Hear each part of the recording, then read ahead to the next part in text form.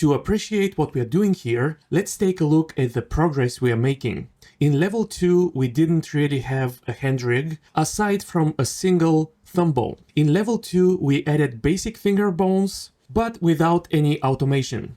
Now in level 3, we are going to be building a hand rig that is comparable to an advanced armature like Rigify. It will feature finger automation and palm bones, which are also automated for easier animation. Let's dive in. We'll start with the fingers, and let me quickly show you what we are going to be building. We are going to have a special control bone for each finger, which when rotated, rotates the finger, and when scaled, curls the finger. This is a very common setup in Blender rigs, which you may have seen, for example, in Rigify. This mechanism using scaling to curl the finger is not entirely intuitive, and intuitiveness is an important aspect of a rig. But this setup is so common in Blender these days that I have no problem showing it to you. By the way, when we set up the shapes, it will look like this. So very much like Rigify. Of course, you will also have the ability to tweak each of the individual phalanges. Okay, let's build it now. Let's quickly verify that the bone roll of our fingers is set up correctly. I'll select all finger bones, enable the rotation gizmo, switch orientation to local, and pivot point to individual origins. And the main axis of rotation of these bones seems to be the z-axis, and when I rotate all of them on the z-axis, I'm getting the deformation that I expect. Now what about the thumb?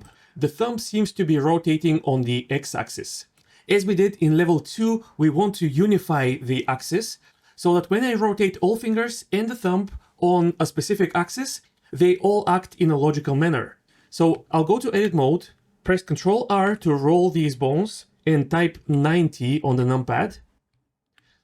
After rolling 90 degrees, the rotation of the thumb will definitely be aligned with the z-axis, which is good. Now we just have to verify if both fingers and thumb rotate in the same direction, and that seems to be the case. If your finger is curling in and your thumb is curling out, then you have a problem, and you'll have to go back to edit mode and roll this bone 180 degrees. My bone is fine, so I'll just cancel here, and I can keep working on the mechanism. To better focus on the hand, let's select all finger bones, all palm bones, press M, and create a new collection. Call it hand, and I'll star it so that I only see the hand bones. So for the mechanism, as we saw in the demo, we're going to want a special control bone aligned with the length of the finger. We can create it by copying the base of the finger, and with individual origins, let's scale this bone up so that it has the appearance of a control. And let's name it pinky.r. And we want this control bone to rotate the entire finger, which can currently be done by the base finger. And the easiest way to have the base finger follow the new control bone is to parent them. So let's try to parent this base finger bone to the control bone. The control bone now does rotate the finger, but remember that we want to scale this bone to curl the finger. And with this setup, the control now scales the finger. So that's not going to work. Let's go back to edit mode, select the base finger bone and reparent it to the palm bone. So what constraint could be used to make the base bone rotate with the control bone but ignore the scale? Sure, of course, copy rotation. Select the control, shift select the base bone, control shift C, copy rotation. Now I can rotate the control bone and I can scale it without affecting the size of the finger. We still may want to offset this bone manually, so I'll switch mix to add and local space to local space. Now I can also manually rotate the finger. And when I move this control, it doesn't move the finger. This can be fine depending on what you want out of your rig. So if you want to keep things realistic and not be able to move the finger, then you can just lock the location axis here, and then moving the finger will become impossible. But if you want to enable slightly unrealistic effects, then you can select the control, shift select the base finger, and add a copy location constraint. Now I can also move the finger with the control. And scaling is still ignored. Now we have to set up curling the finger when we scale the bone. Based on the things we have learned so far, what could we use to create this automation? Think about it for a minute. Okay, if you thought of drivers, you would be correct based on what you know. This automation can of course be done with drivers. Ultimately, we are going to use something else, but let's practice setting up this driver and let's see why it is not the ideal solution. The rotation axis we want to automate is the Z-axis. Our fingers are in quaternion mode, which makes setting up this driver a little bit more difficult. So let's switch all finger bones to Euler. In a later video, we are going to have a special chapter all about setting up quaternions and Eulers. But for now, we'll just select all of these bones, switch the active one to XYZ Euler, right-click and choose Copy to Selected. Now all bones should be in XYZ Euler. And that will be good for now. Now select the middle phalange of the pinky, right-click on Z rotation, and add a driver. Right-click and open driver editor. Set expression to var, object to armature. The bone that we want is our pinky control, which is pinky.r. And we want to use its scale. We have X, Y, and Z scale, and it really doesn't matter which one we choose because we are going to be scaling the whole bone. So I'll just choose X scale. Now our mechanism starts to kind of work, but the finger is already curled when the control is not scaled. That's because the default scale value is 1. And if you're wondering why this bone rotates this much just based on a value of 1, it's because these values are calculated in something called radians, and 1 radian is equal to 57 degrees, which we can clearly see here. Now, since the default value of scale is 1, we could just change our expression to 1 minus var, so that at the default scale of 1, the bone will be rotated 0 degrees. And now our mechanism works. It is kind of slow, so if you want to make it faster, you can change the expression by placing the existing expression in parentheses and multiplying it by 2. Okay, now this curling feels good. So I could copy this driver and paste it into the Z rotation axis of the last phalange. Now we have the curling mechanism. So the only problem with this is that after setting up a driver, I cannot rotate this bone manually. The driven property is entirely automated. And for this setup, I want to be able to also manually rotate the bones. Of course, we can use a variation of our constraint plus parent technique. We can call it driven bone plus parent. But that means that I have to add overlapping bones again, which I want to avoid as much as possible to keep my rig nice, simple, and clean. So I'll delete the drivers and we'll look for another solution. So we're going to introduce a new constraint called transformation. And let's take a look at the options that it gives us. So we can map from something to something, and on each we can use location, rotation, or scale. So that means that we can do exactly what we did with our driver, but using this constraint now. So we're going to want to map from the scale of our control bone to the rotation of the constraint bone.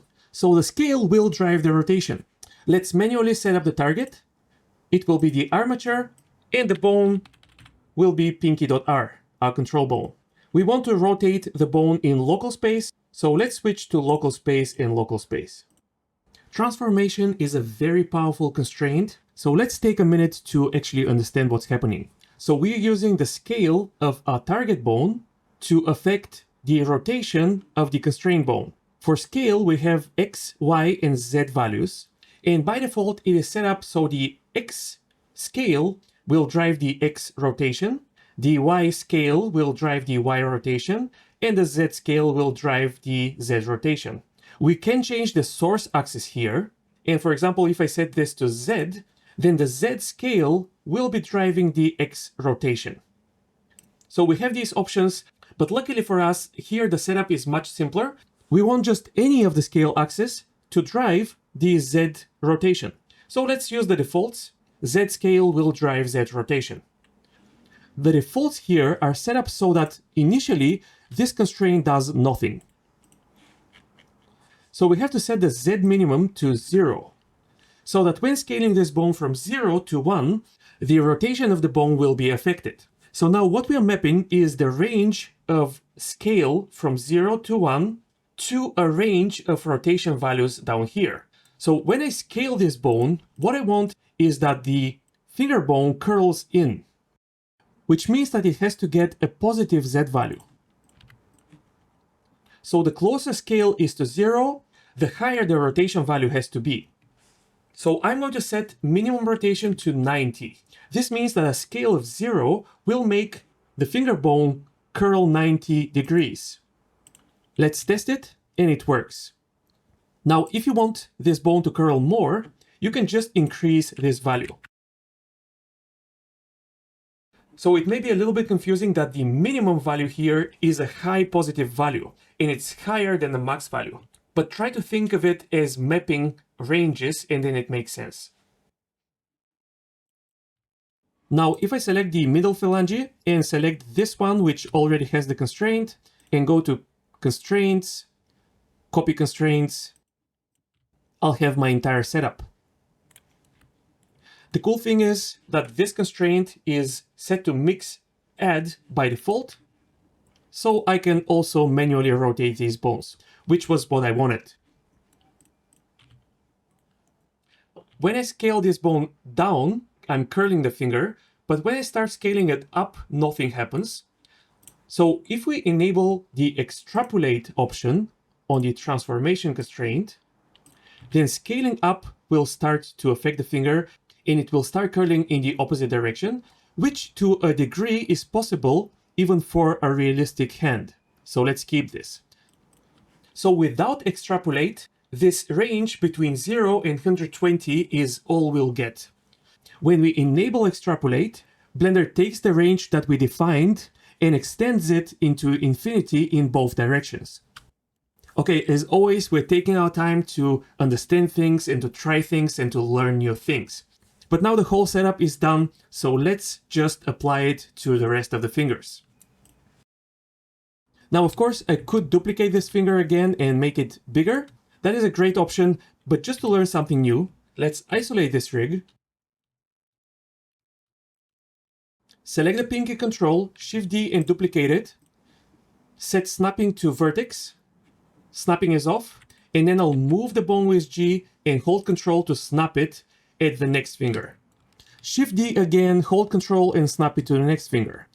And repeat this for the next finger and for the thumb. Now the new control bones are not oriented with our fingers, but if I select the control and shift select the base finger and press Control, Alt and A, that will orient the control exactly as the base bone. So let's do this for the rest of the fingers. Control Alt A, Control Alt A, Control Alt A. Okay, aligning bones to each other is very important, so I wanted to show this. And this command is also found under Armature, Transform, Align Bones. Control Alt and A. Now let's tweak the size of these control bones. Then I'll set the copy rotation from the control to the base finger, copy rotation, and also copy location. Let's do this for all fingers and the thumb.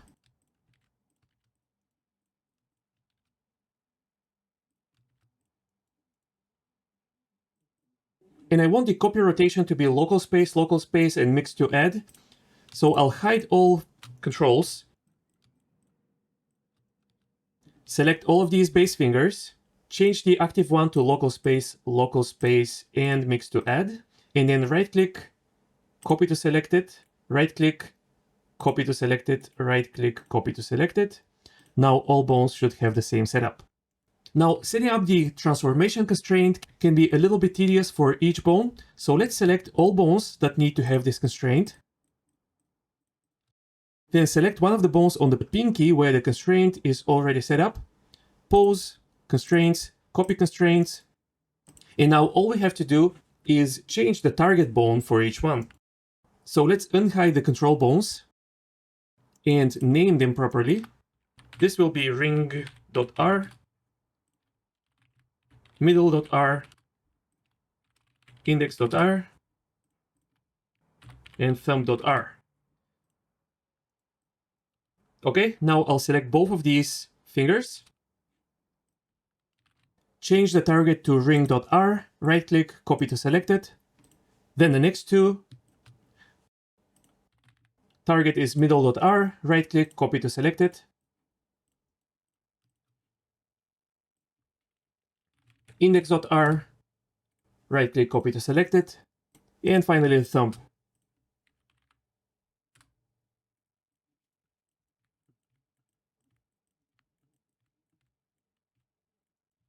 Now, if I select all control bones with individual origins and scale them down, all bones should curl. And also, if I rotate them on the z-axis, all bones will rotate. So I can create a quick fist.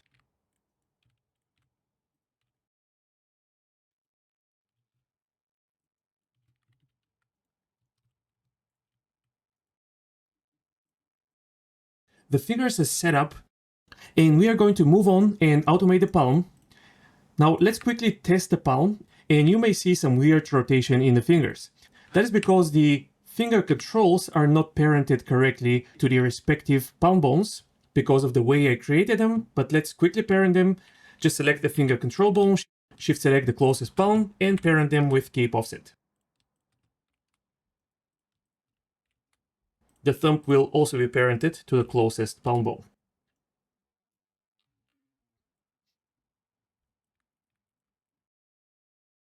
The function of these palm bones may not be immediately obvious, but look at your hand and try to spread out your fingers. And you'll notice that the palm also widens a bit.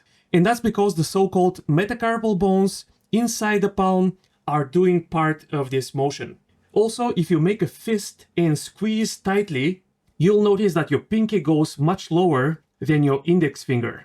And that is again because of movement of the metacarpal bones.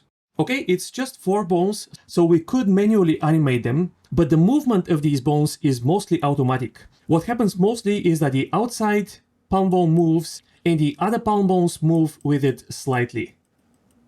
So the inner palm bones need to rotate with this outside palm bone. What constraint could we use? Copy rotation, of course. So select this bone, shift select the next one, and add a copy rotation constraint. Set local space, and we could set mix to add so that we can manually rotate this bone, although I don't think that would be necessary. But let's have this option. Now again, select the outside bone, shift select the next palm bone, Control Shift C, copy rotation, local space, and mix to add. If I rotate the outside palm bone, the other palm bones rotate fully with it. That is too much. So we can play with the influence slider and create a gradual fall off similar to what we did with the twist bones. So this one will be about 0.5 and the next one about 0.25. We could also add a constraint between the two outside bones with a very, very subtle influence, but I think that would be just a waste of time. What we could do though is to constrain these two bones to this outside bone as well. So if I just select this bone, shift select the next one, Control Shift C, copy rotation, local space, mix to add, and reduce the influence to about 0.5. Then rotating this outside bone will also affect this inside bone. And notice how the two outside bones just work together. There is absolutely no conflict between these two copy rotation constraints, and that is mainly because we're using local space. So let's set up a constraint between this bone and this one. Control-Shift-C, copy rotation, local space, add, and influence of about 0.25.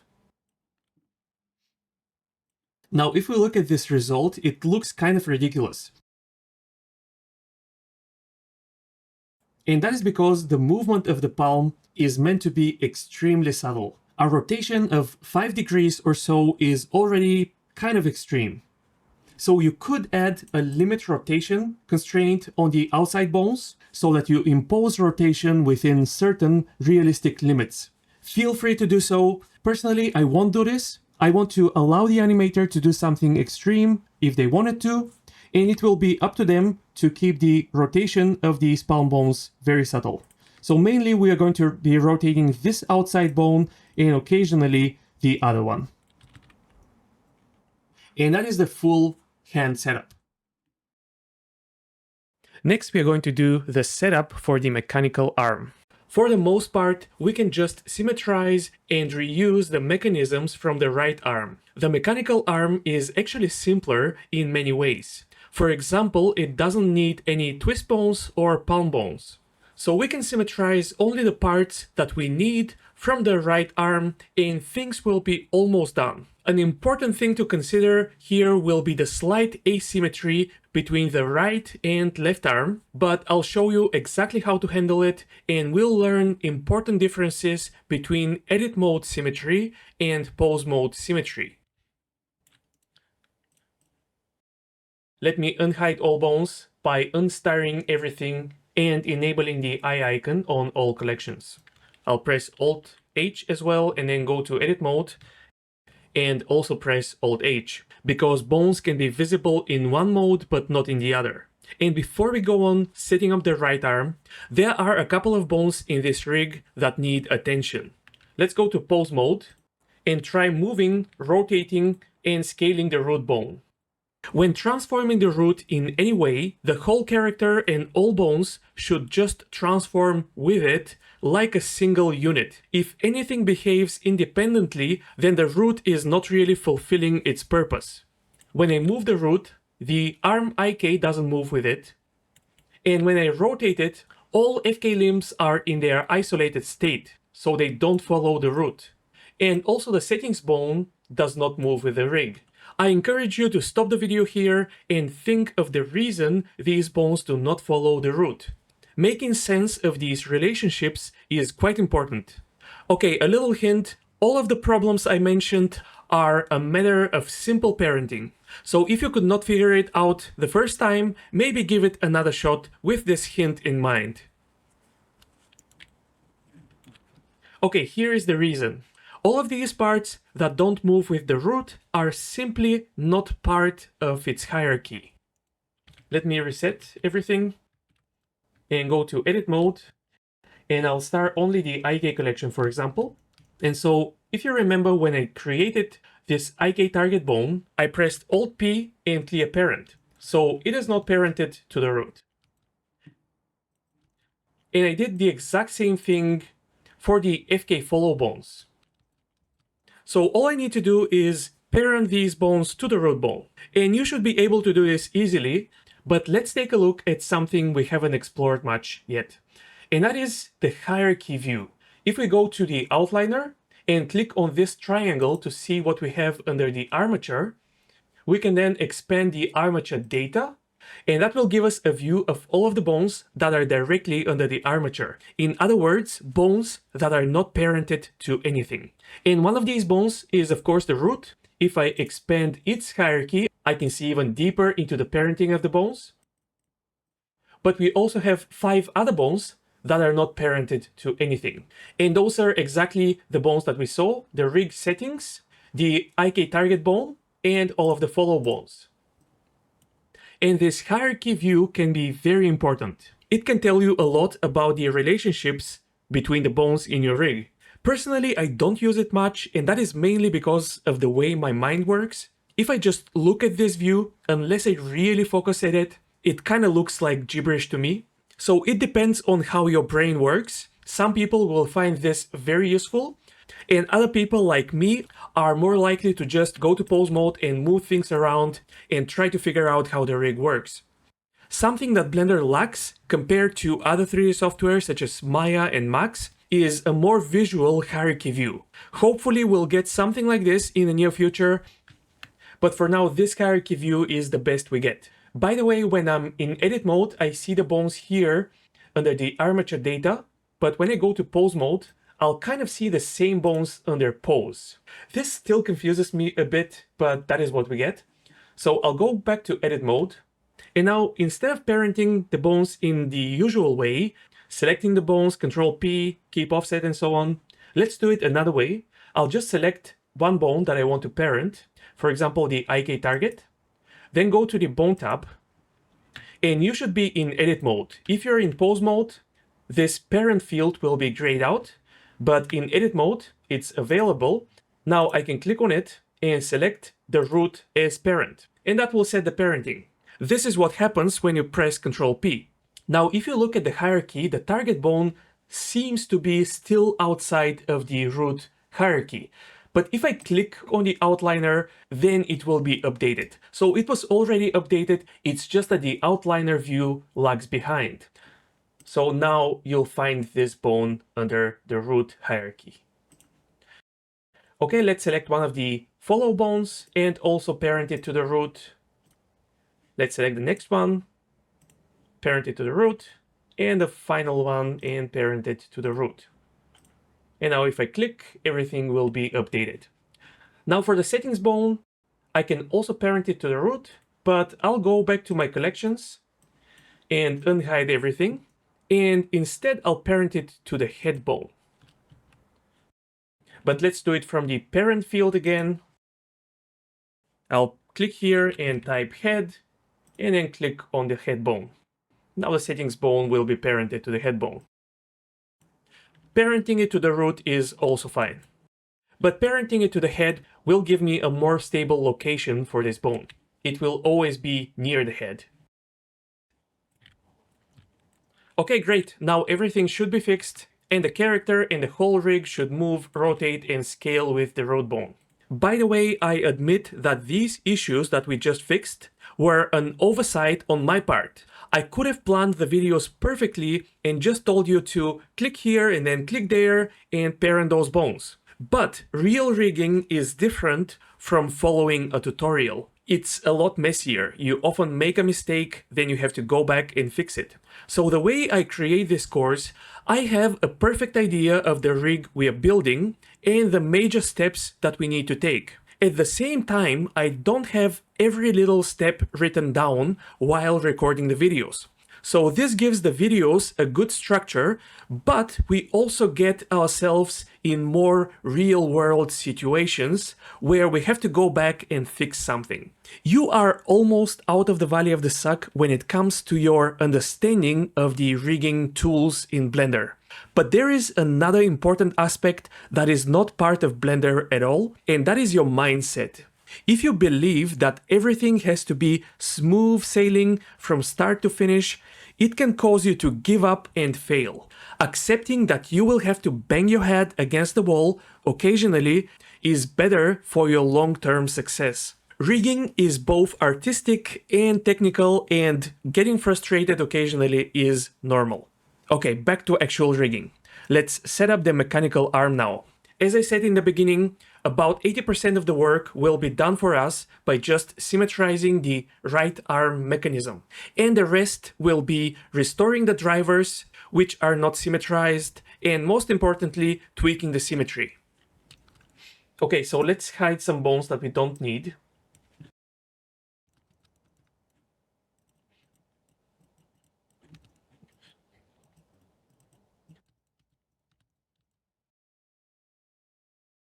I'm going to hide everything except for the main base bones.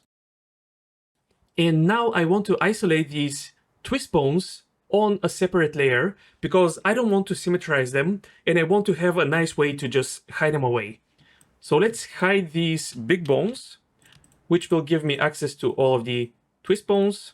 I'll select them all, press M, new collection, and call it twists. And let's do the same for the legs.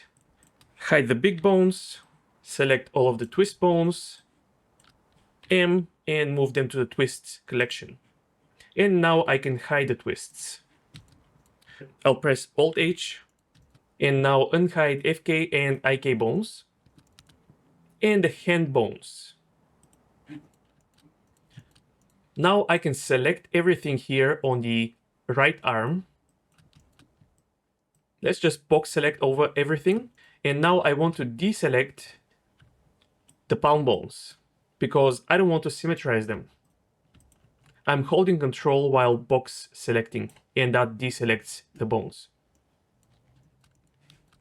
Okay, actually, I want to go to Edit Mode and delete the arm bones that we already have on the left side. Make sure that X symmetry is disabled here to avoid deleting any bones on the other side, and then press X and delete. Now again, select everything on the right side, including the IK pole target and so on, and then Control and box select only the palm bones. Okay, this looks good. Let's right click and symmetrize.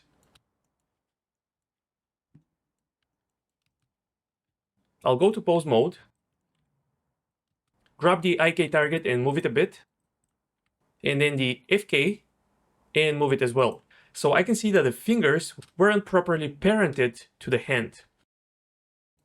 That is because we didn't symmetrize the palm bones, and so part of the hierarchy and the parenting was lost. But that's okay. Let's just start the main bones.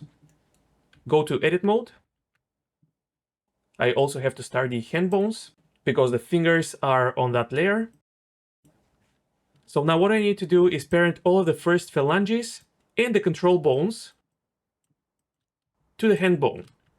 Control P, keep offset. Now the fingers will move with the arm.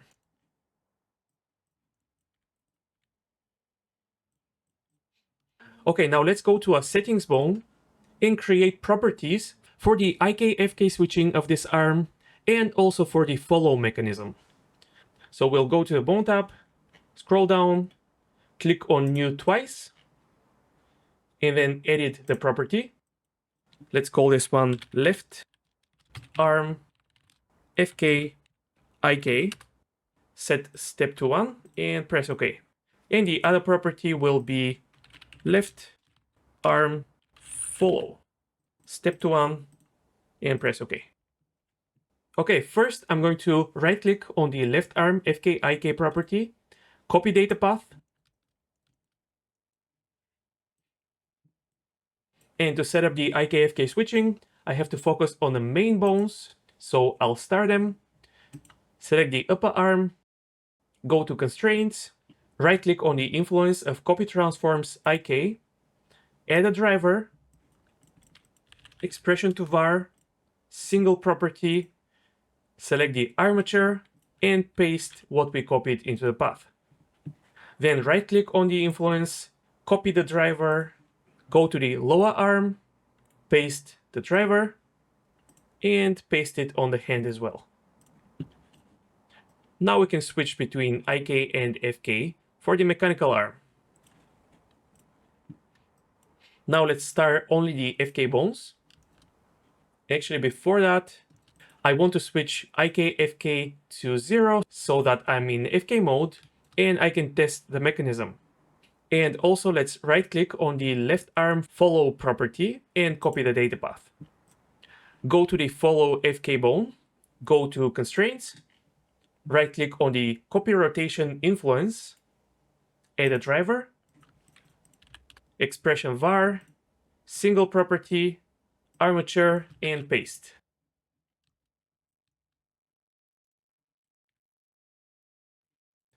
Now if I rotate the spine a bit, I will be able to test the follow mechanism, and it works. Perfect so far. Now we just need to tweak the positions of these arm and hand and finger bones because the right organic arm and the left mechanical arm are slightly different. They are slightly asymmetrical. So let's go to Edit Mode and start aligning. There is not a huge amount of work that we need to do, just slight tweaks on each joint, but we have to be careful and precise because there are overlapping bones that need to stay aligned. Before you begin, make sure that X symmetry is disabled because we want these two arms to have slight asymmetry. So I'll remove all stars and I'll have the eye icon on the main bones, FK bones, IK bones, and the hand. Then I'll carefully select all bones on the arm and hand and press Shift H. The fingers will need the most tweaking, so let's quickly align the arm first and then we'll come to the fingers. So I'll hide the hand collection for now. Okay, looking at the arm, it looks well aligned, but I imagine that this mechanical arm has a ball socket joint similar to the organic one right in this area. So to tweak that, I'll select the whole upper arm, and that includes the IK pole target as well. And I'll shift click on one of the big bones, and again select everything. Now this big bone is active, and its pivot point is here. So if I switch to active element and press S to scale, I'm scaling from this point. And I'm scaling the whole set of bones as one unit, so nothing will get misaligned. So I'll move and rotate this part slightly to align it with this ball socket joint that I imagine. Next, I'll focus on the wrist. So here we have this soft part of the arm, and that is where it is supposed to bend, in my opinion. So I'll move these bones at that position. And then I'll make again one of these bones active, select all of the rest, and now if I press S, I'll be scaling from this point. And I'll make these bones slightly smaller.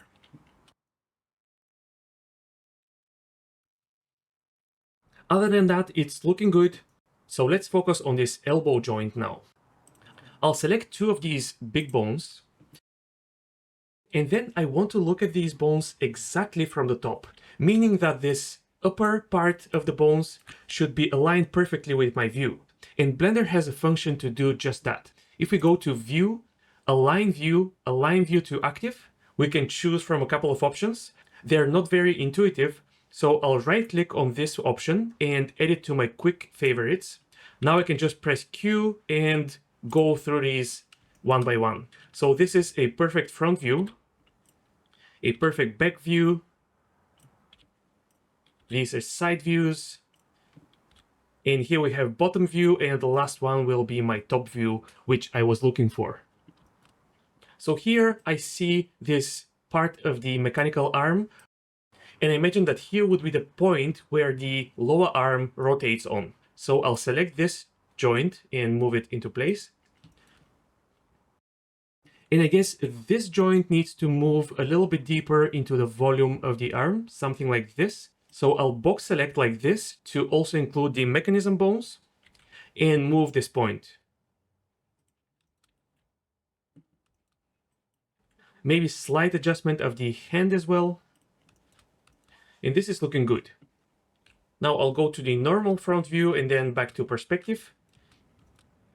There's a chance that these small mechanism bones lost their alignment to the big bone. So if I just select them like this, and I'll make sure that one of the big bones has the bright yellow outline, which means that it's active. And I'll try to remember the shortcut for aligning bones. It is Control Alt and A. And if I undo and then redo, you will notice this very slight movement of the smaller bones. So they were just slightly misaligned, but now we fixed it. Okay, and the last thing that I'm going to do is isolate what I have here. There is a chance that the pole target got slightly misaligned, very slightly, but still we want to fix it. So with vertex snapping, I'm going to move the bone, hold Control and snap it at the elbow, and then press G, Y, and offset it again. Okay, now I can go out of local mode and unhide the hand collection. And now I'll hide the big control bones and just focus on aligning the actual fingers. And then we'll align the controls just like we did earlier for the left hand. For the alignment of the fingers, as always, I like to use volume snapping. So let's just grab these joints one by one. And I'll snap them where the details of the model indicate that the bending will occur.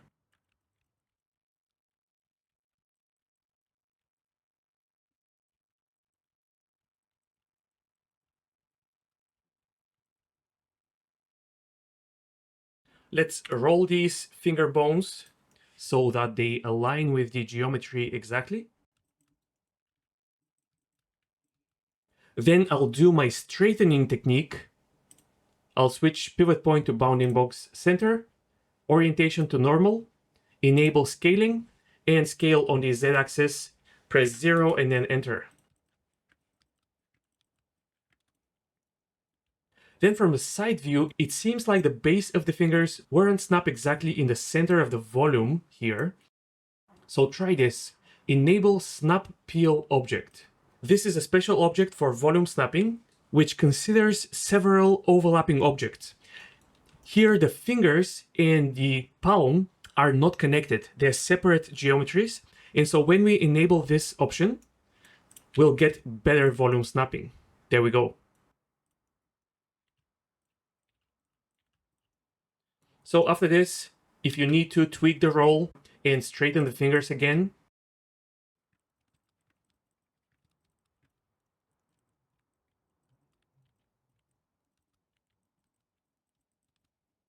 let's do the slight bending technique as well. Again, using normal mode, I'll move the middle phalanges slightly on the x-axis, and that will give all fingers a slight bend. Let's align the thumb now. In the same way, snap the bones where you see the bending details. Tweak the roll. And straighten the bones. Create the bend. Now, if I go to pose mode, the bones will move slightly. That is because we haven't aligned the big control bones yet, and so the fingers jump to their position because of copy location. Let's go to edit mode, Alt-H to unhide the bones, go into local mode, and then with vertex snapping, let's snap each control to its respective finger. And then select the control, shift select the first phalange, and press Ctrl Alt A to align the controls to the fingers. Go out of local mode. Now I can go into pose mode, switch to individual origins and select all controls. And if I scale them down, I should see all fingers bend in their natural direction. In edit mode, I'll tweak the roll of the thumb just slightly, because this looks more natural to me. Okay, perfect. Let's select all bones, Alt-R, Alt-G, Alt-S. Now the alignment of the mechanical arm should be perfect. And in the beginning, I mentioned that the X symmetry for pose mode and edit mode are different. Here is what I mean. If I go to edit mode and enable X symmetry and move the left shoulder, for example, the right shoulder will move exactly with it. If I disable X symmetry here and tweak only the left shoulder a bit, then enable symmetry again, you see that as soon as I press G or R or S, the other side synchronizes with it. It gives me perfect symmetry of these bones. And often that is what we want. But for example, with our left and right arm, that is not what we want. We want the arms to keep a slight asymmetry of their origin points. So this point is slightly different from this one, and this one to this one, and so on.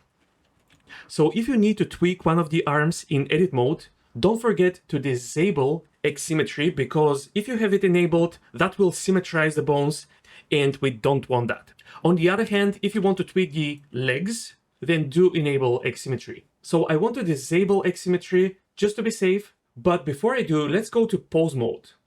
And notice that X symmetry is off now, even though it was on in edit mode. X symmetry in edit mode and pose mode are actually different. If I enable X symmetry for pose mode and move the left leg IK, for example, the right leg will also move, and vice versa. And that makes sense because these two legs were perfectly symmetrical. But let's try this with the arms. I'll start the FK collection, select the upper arm and rotate it. And notice that the left arm rotates as well, even though these bones are slightly asymmetrical. So X symmetry in pose mode is just based on the bones' names. As long as you have two bones with the same name and this option enabled, then the bones with the same name will transform simultaneously. It's a bit like having a special copy transforms constraint between the two. Okay, and it doesn't matter how asymmetrical these bones are in edit mode. So for example, I can go to edit mode, deselect the X symmetry, and make a big change to this arm. Then back to pose mode. As long as I have this option enabled, X symmetry will work for these two bones. So let me undo because this was just for demonstration. Okay, that was all I wanted to show for this chapter. We created the mechanisms for the left arm. We aligned them properly with slight asymmetry to the right arm, but at the same time we kept the symmetrical names of these bones, and that will allow us to symmetrize the poses of both arms in pose mode. And that can be useful in animation. Our rig has progressed nicely, and it's getting quite complex. So the next step will be to organize these bones on collections, and we'll also take a very special step that will make our rig easier to understand, easier to weight paint, and also easier to export to game engines and such. More about that in the next video.